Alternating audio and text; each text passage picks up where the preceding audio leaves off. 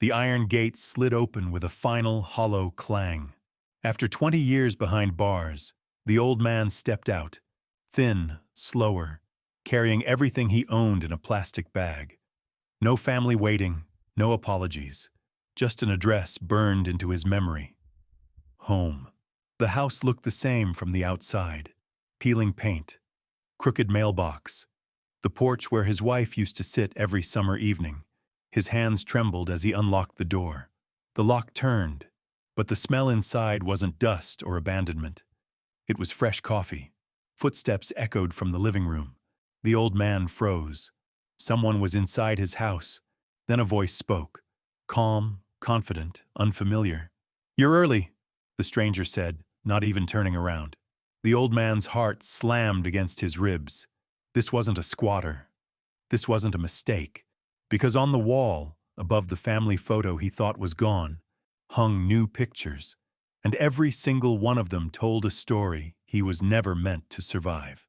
In that moment, the old man realized prison hadn't taken everything from him. Something far worse had been happening while he was locked away. Stay with me until the end, because who he discovers living inside that house will rewrite everything he thought he knew about his past. Before we begin, don't forget to like this video, hit subscribe, and comment where you're watching from. Now, let's get into it. Harold Williams walked out of Riverside Correctional Facility at exactly 7:37 in the morning.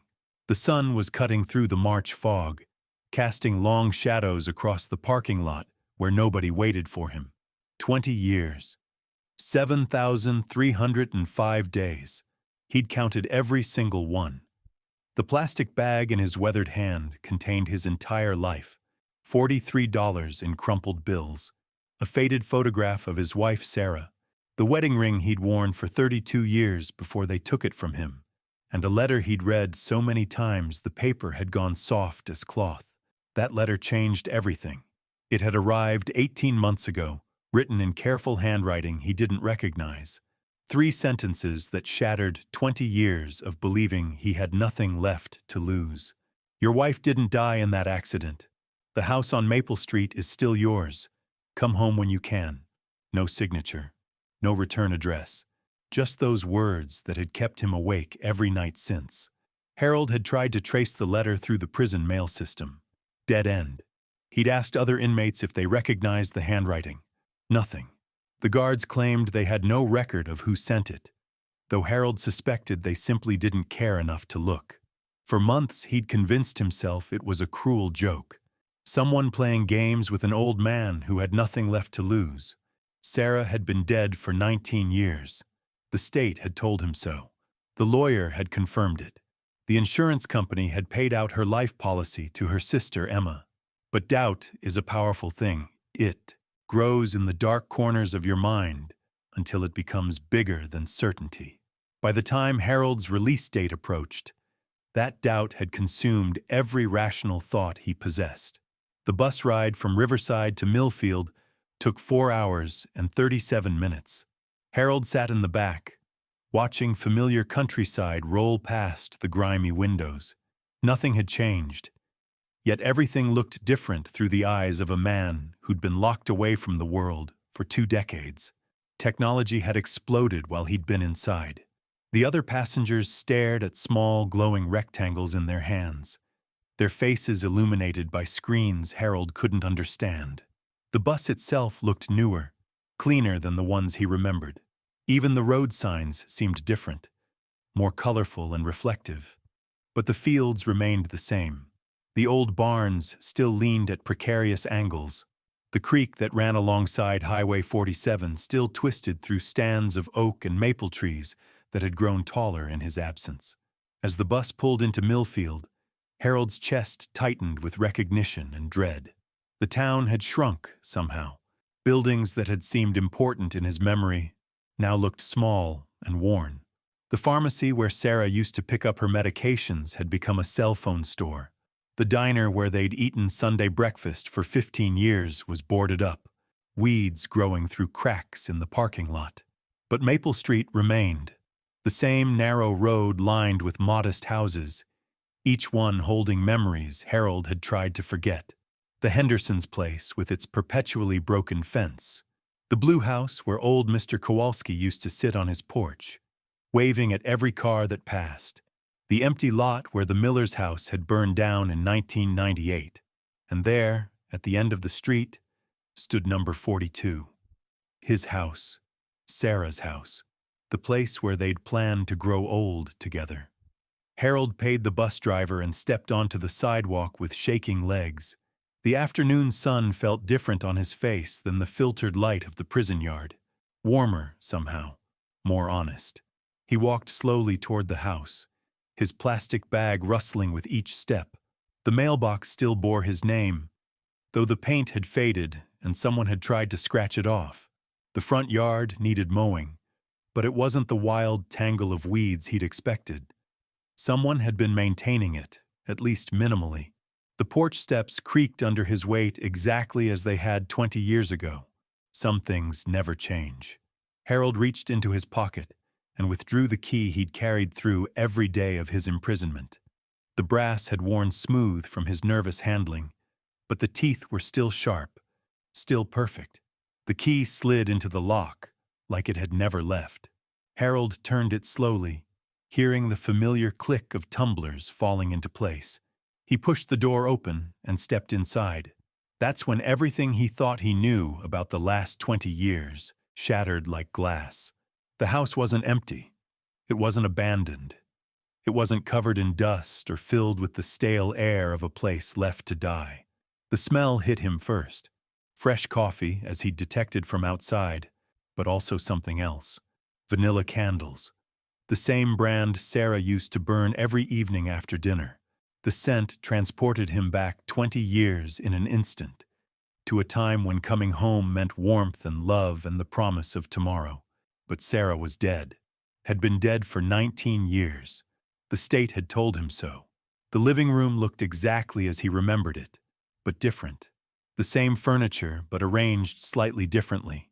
The same photographs on the mantel, but newer ones mixed in. Pictures he'd never seen before. That's when he heard the footsteps. Slow, deliberate steps coming from the kitchen. Not the hurried pace of someone surprised by an intruder.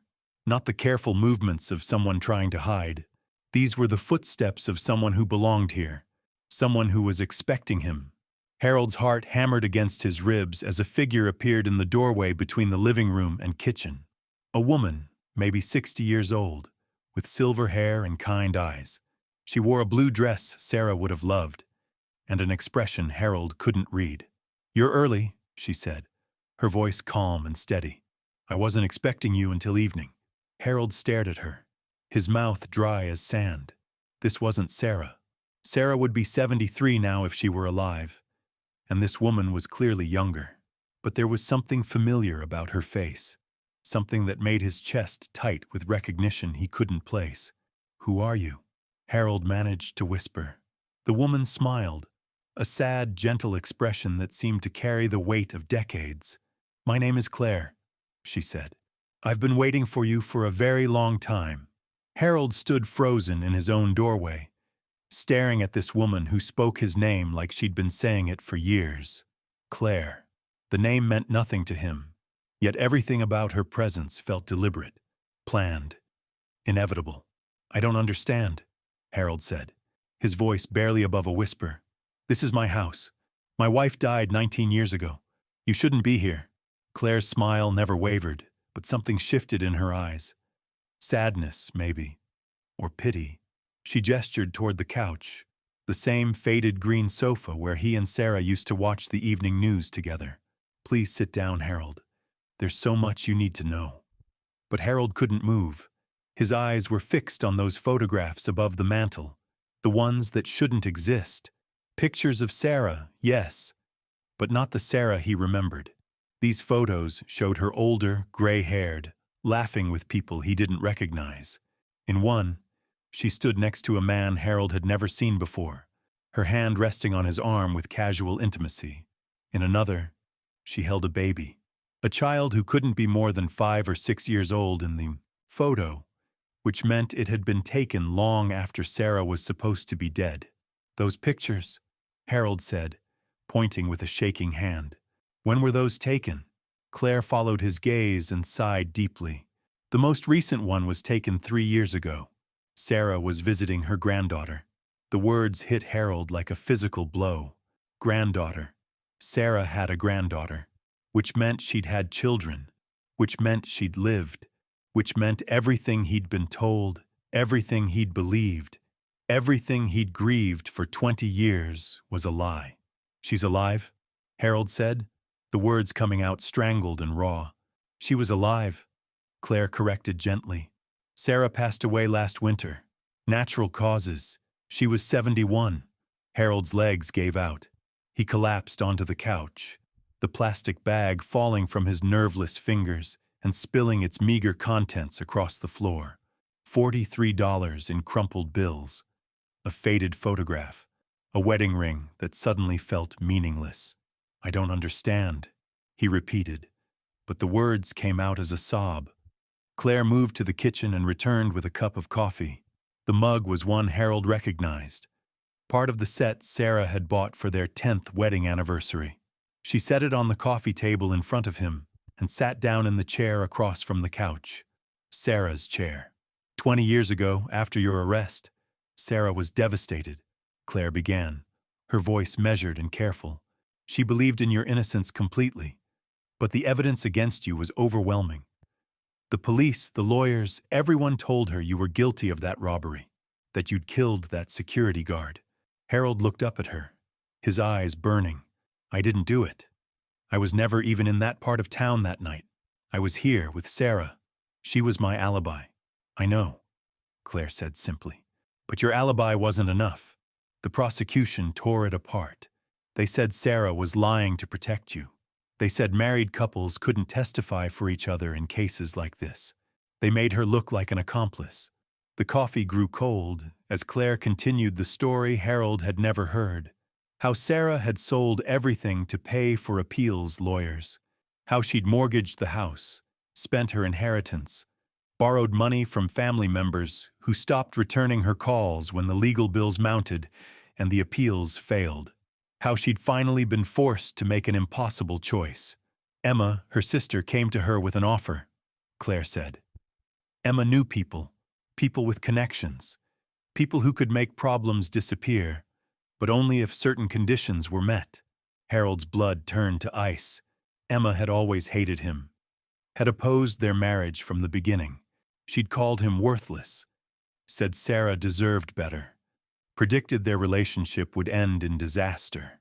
But Harold had never imagined she was capable of something like this. What kind of conditions?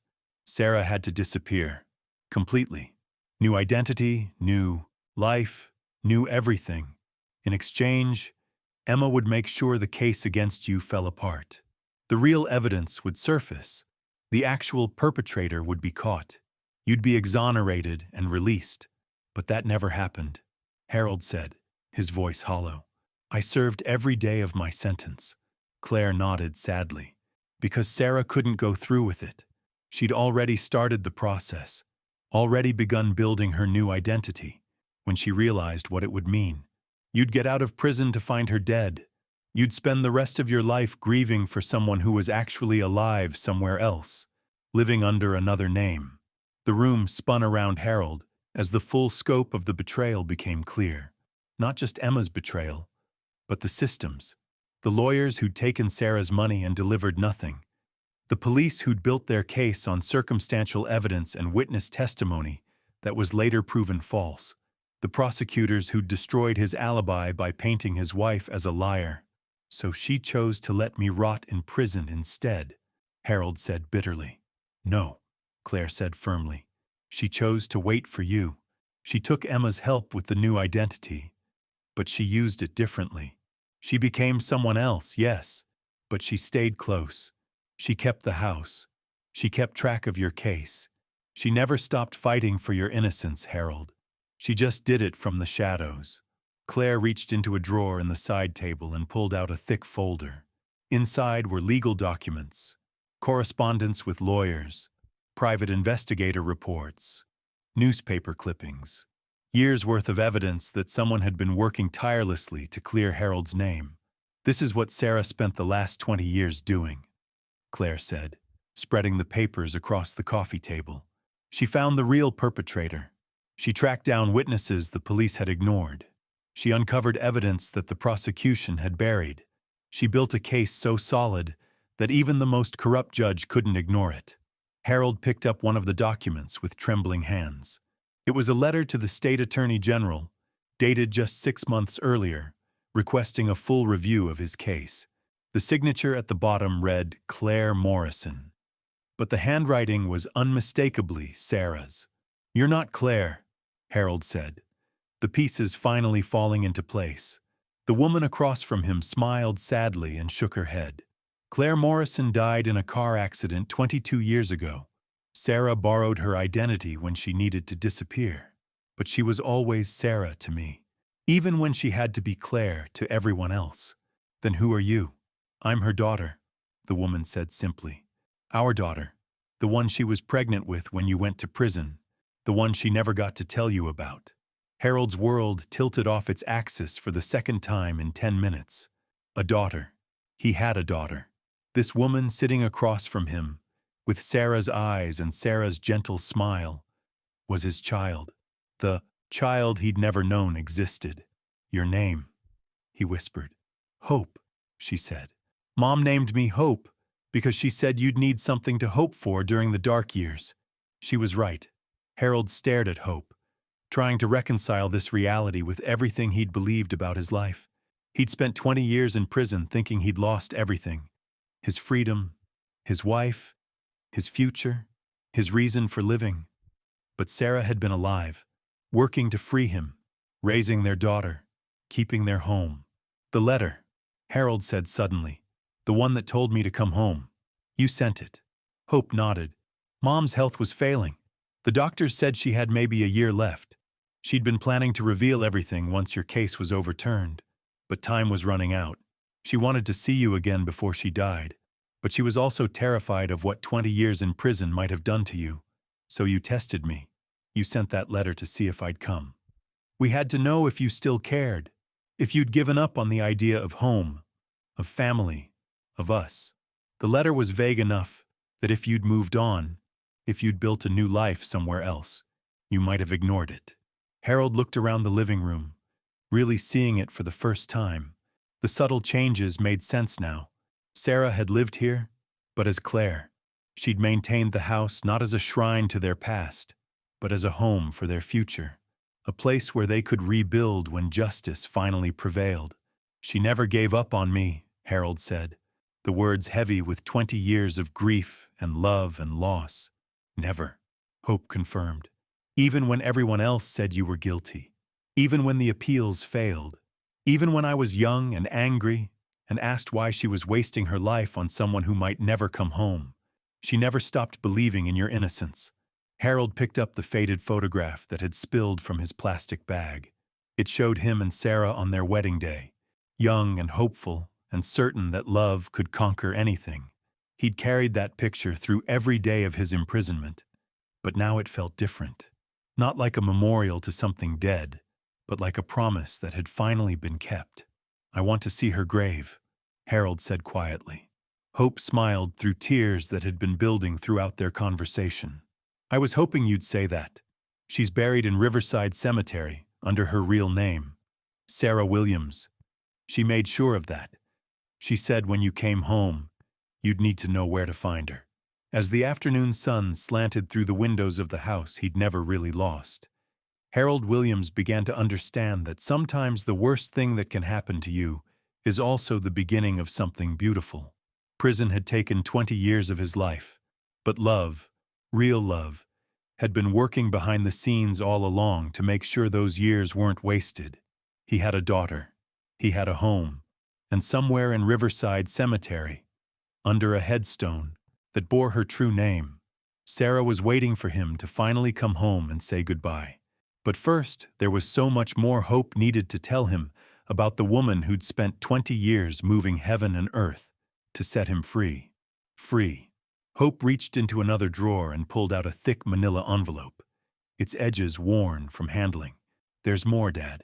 So much more that Mom wanted you to know." The word dad hit Harold like electricity. 20 years of imagining he'd never hear that word, never have that relationship, never experience the simple joy of being someone's father. His throat tightened as Hope opened the envelope and spread its contents across the coffee table. Mom documented everything, every lead she followed, every dead end, every small victory. She wanted you to understand exactly how hard she fought for you. The first document was a private investigator's report dated 3 months after Harold's conviction. Sarah had hired someone named Marcus Chen, a former police detective who specialized in wrongful conviction cases. The report detailed inconsistencies in the prosecution's timeline, witness statements that didn't match physical evidence, and security footage from a gas station that placed Harold 15 miles away from the crime scene at the exact time it occurred. "This footage," Harold said, pointing to a grainy photograph attached to the report. "Why didn't my lawyer use this?" Hope's expression darkened. "Because your lawyer never looked for it. Mom found this footage herself, 3 years after your trial. The gas station had kept their security tapes longer than required by law, pure luck. But by then, your appeals had been exhausted." Harold studied the photograph. There he was, clearly visible pumping gas into their old Honda Civic. The timestamp showed 8:47 p.m. The robbery had occurred at 8:52 p.m. across town. Even speeding, it would have been impossible for him to cover that distance in 5 minutes. "The prosecutor knew about this," Harold said, his voice hollow with realization. "They had to know." Mom thought so too. She spent years trying to prove prosecutorial misconduct, but the system protects itself. Every door she tried to open got slammed in her face. That's when she realized she'd have to build something bigger, something they couldn't ignore. Hope pulled out another folder. This one marked Johnson case files, in Sarah's careful handwriting. Inside were police reports, court transcripts, and newspaper clippings spanning nearly 2 decades, all related to a man named Tommy Johnson, a career criminal with a history of armed robbery. "Mom tracked down every crime Johnson committed for 15 years after your conviction. She found patterns, similarities to your case. Same MO, same type of weapon, same method of escape. She built a profile that proved Johnson was the real perpetrator." Harold flipped through the documents, seeing his wife's meticulous work on every page, handwritten notes in the margins, highlighter marks connecting crucial details, phone numbers for witnesses and law enforcement officers. This wasn't the work of someone seeking closure. This was the work of someone possessed by the need for justice. How did she find the time for all this? She made time. After I started school, she worked part-time jobs that gave her flexible schedules, cleaning offices at night, data entry from home, anything that let her spend her days investigating. We lived on almost nothing for years, but she never complained. She said every sacrifice brought us closer to bringing you home. Hope reached for another envelope, this one sealed and marked "For Harold only" in Sarah's handwriting. "She made me promise not to open this until you came home. She said some things were too personal to share, even with me." Harold's hands shook as he broke the seal. Inside was a single letter, written on the same stationery Sarah had used for 20 years of correspondence with lawyers and investigators. But this letter was different, personal, raw, written in the quiet moments when Sarah thought no one would ever read her true feelings. "My dearest Harold," the letter began, "if you're reading this, then Hope has found the courage to tell you everything, and I am probably gone. I need you to know that every day of these 20 years, I have loved you with the same intensity as the day we married. Prison bars couldn't contain that love. Death threats couldn't diminish it. Even my own doubts, in the darkest moments, couldn't extinguish it." Harold's vision blurred as he continued reading. Sarah wrote about the early years, when Hope was small and asking why her father couldn't come home. How Sarah had explained that sometimes good people get blamed for bad things, but truth always finds a way to surface. How she'd shown Hope photographs and told stories, making sure their daughter knew her father as more than just an absent figure. "I know you must be angry that I let you believe I was dead," the letter continued. "I know that choice caused you pain I can never fully understand. But Harold, if there had been any other way, any other path that didn't require me to break your heart, I would have taken it." Emma's offer came with conditions that seemed impossible, but it was the only chance we had. Emma. Harold's jaw clenched at his sister-in-law's name. "What exactly did Emma offer your mother?" Hope hesitated, clearly uncomfortable with this part of the story. Emma had connections through her husband's business, people who could manipulate evidence, influence witnesses, make problems disappear. But they wouldn't help unless Mom agreed to completely disappear. New identity, new life, no contact with you ever again. And Sarah agreed to that? At first, yes. She was desperate. The appeals were failing, and she was running out of money and options. Emma convinced her that it was the only way to save you. But when it came time to actually go through with it, when she realized what it would mean for you to come home and find her dead, she couldn't do it. Harold returned to the letter, his heart breaking with each paragraph. Sarah described the night she was supposed to disappear forever. How she'd stood outside the house at 3 a.m, suitcase in hand, ready to walk away from everything they'd built together. How she'd thought about Harold coming home someday to an empty house and a fake grave, and realized she'd rather spend 20 years fighting for his freedom than 20 years living a lie. "So I chose a different path," the letter read. "I took Emma's help with the new identity, but I used it to become someone who could fight for you more effectively. Claire Morrison had no connection to your case, no emotional investment that prosecutors could dismiss. Claire Morrison could hire investigators, file motions, and pursue leads without anyone questioning her motives." The letter went on to detail Sarah's transformation from grieving wife to determined investigator, how she'd learned to navigate legal databases, how she'd taught herself to read police reports and court transcripts, how she'd developed relationships with private investigators and former law enforcement officers who believed in Harold's innocence. "There were times I wanted to give up," Sarah had written. "Times when the evidence seemed impossible to find, when every door slammed shut, when I wondered if I was chasing ghosts. But then I'd look at Hope, and I'd see your eyes staring back at me. I'd remember your laugh, your kindness, the way you used to make me feel like anything was possible, and I'd know that giving up wasn't an option." Harold wiped his eyes and looked at Hope, really seeing her for the first time. She had Sarah's gentle expression, but her jawline was pure Harold. Her hands moved the same way his did when he was nervous.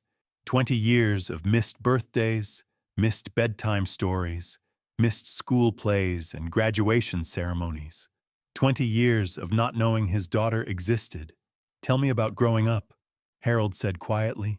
"Tell me about the life I missed." Hope smiled through her own tears. "Mom made sure you were part of it, even when you couldn't be there. She hung your picture in my bedroom and told me stories about you every night, about how you used to build birdhouses in the garage, how you taught Sunday school at the Methodist church, how you never missed one of her choir performances, even when you had to work double shifts." She reached into the side table and pulled out a photo album Harold had never seen. "Mom made this for you. Pictures of me growing up, with captions explaining what was happening and what you would have said if you'd been there." Harold opened the album with trembling hands. The first photo showed a tiny baby in a hospital bassinet, with Sarah's handwriting beneath. "Hope Elizabeth Williams, born October 15th, 2007, 7 pounds, 3 ounces. She has your stubborn chin and my big mouth. You would have cried happy tears and told everyone in the maternity ward that she was the most beautiful baby ever born." Page after page showed Hope growing up. First steps, first words, first day of school. Christmas mornings and birthday parties and family vacations to places Harold had never seen. But in every caption, Sarah had included Harold. What he would have thought, what he would have said, how proud he would have been. "Mom never let me forget that I had a father who loved me," Hope said softly. Even when kids at school asked why he wasn't around. Even when it would have been easier to pretend you didn't exist. She made sure I knew that you were fighting to come home to us, even if you didn't know we existed. Harold turned to a photo of Hope at maybe 8 years old, holding a trophy at what looked like a school science fair. Sarah's caption read, "Hope won first place for her volcano project. She spent weeks perfecting the chemical reaction, just like her father would have. Harold always said the best way to learn was to keep trying until you got it right. I think he would have been so proud of our little scientist." "I became a teacher," Hope said, watching Harold study the photos. "Elementary science. Mom said you would have loved that, would have helped me with lesson plans and experiments." "She was right, wasn't she?" Harold nodded, unable to speak. He would have loved nothing more than to help his daughter inspire young minds, to watch her share the wonder of discovery with children the same age she'd been in these photos. The album continued through Hope's teenage years. Prom photos where Sarah had written about how Harold would have insisted on meeting her date and giving embarrassing speeches about treating his daughter with respect. Graduation pictures with captions about how proud Harold would have been to see his daughter valedictorian. "College was hard," Hope admitted. "Not academically, but emotionally. Mom was getting sicker, spending more time in hospitals. The doctors said the stress of fighting your case for so many years had taken a toll on her body. But she never stopped working. Even from her hospital bed, she was making phone calls and reviewing documents." Hope pulled out one final folder. This one marked "Final Evidence Package." Inside were documents Harold had never seen before. DNA test results, ballistics reports, witness recantations. Evidence that not only proved Harold's innocence but also definitively identified Tommy Johnson as the actual perpetrator. Harold Williams spent 20 years believing he'd lost everything. But sometimes the greatest tragedy becomes the most beautiful redemption. A wife who chose love over safety. A daughter who grew up knowing her father's heart even when she couldn't hold his hand. And evidence so overwhelming that justice finally had no choice but to prevail. The final DNA results came through, 6 months after Sarah's death. Tommy Johnson's confession followed 2 weeks later. Harold's conviction was officially overturned. His record cleared, his name restored. But the real victory wasn't legal vindication. It was discovering that love had been working behind the scenes all along, building something beautiful from the wreckage of injustice. Today, Harold and Hope visit Sarah's grave every Sunday after church. They bring fresh flowers and stories about their week together. Harold tells her about the granddaughter he's finally getting to know, about the birdhouses he's building again, about the life they're reconstructing one day at a time. Prison took 20 years from Harold Williams, but it gave him something in return: the absolute certainty that real love never gives up. Real love fights in the shadows when it can't fight in the light. Real love builds hope for tomorrow, even when today feels impossible.